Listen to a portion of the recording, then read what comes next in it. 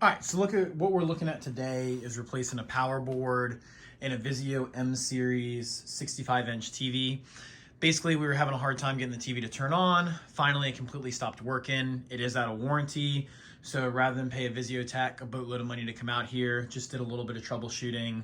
The light wasn't coming on, so it's not an imaging unit, it's not the screen. It just seems like parts of the TV really aren't getting power. So the first thing we did is there's a boatload of screws all the way around the perimeter that you have to remove. There's also 3 screws here that are a little bit smaller than the ones around the perimeter, that if you don't move, you won't be able to pull the whole assembly up. But once everything's removed, all we're gonna do is just pull this assembly up. If you have 2 people, since it is a bigger TV, it is a lot easier. I just have me, so we're just gonna lift this out and then get this out of the way here. So once you're actually inside the TV, we can go ahead and take a look at what we want to replace. Our power board, where the power comes in, is going to be this right here. So the first things that we're going to want to do is just disconnect a couple of these connections. Just be really careful because obviously it's not working. We don't want to cause any more damage. It's just a simple thumb press on the top. These pull out.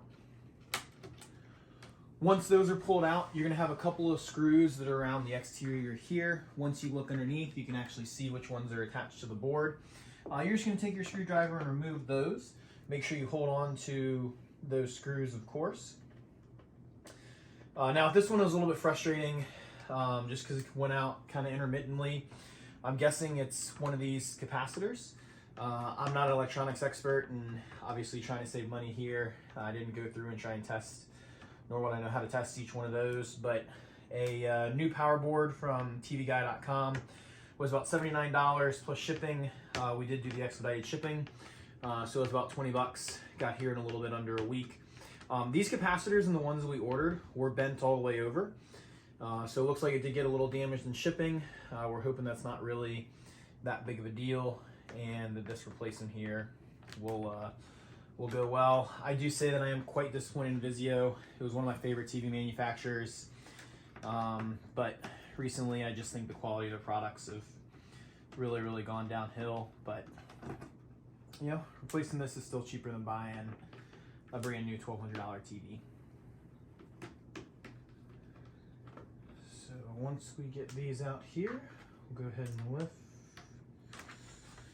So it looks like both of these, there's 2 more screws on this adapter here. Go ahead and remove those out. Ideally, you do this in a super dust-free environment. It's just me, so I don't really feel like carrying this TV out of the bedroom, so it is sitting here on the bed. Hopefully that doesn't affect in here. We'll go ahead and lift this old video board off, get it out of the way.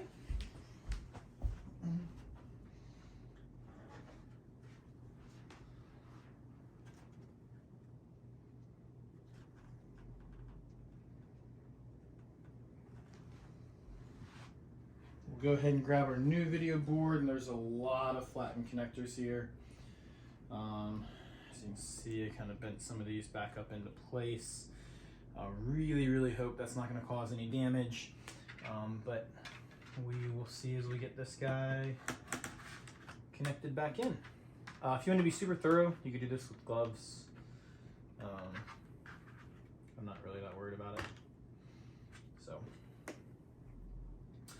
one thing that's really important whenever you're dealing with these kind of boards is when you're putting these screws back in, you want to make sure that it's going to hold the board in place, but you don't want to over tighten it. You cracked this board here, and you know you're basically ordering a new one.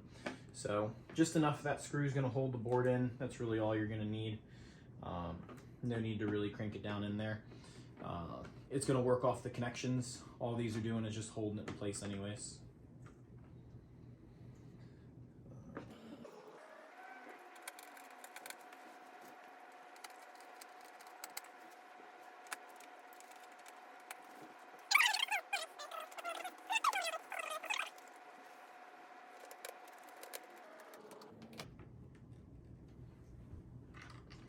Alright, we'll go ahead and connect all of our connectors back in here, just like they were, here and here.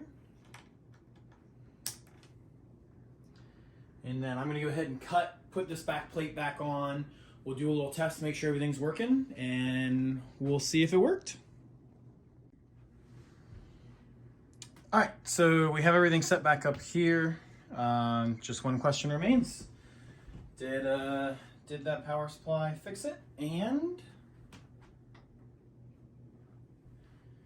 the answer is no.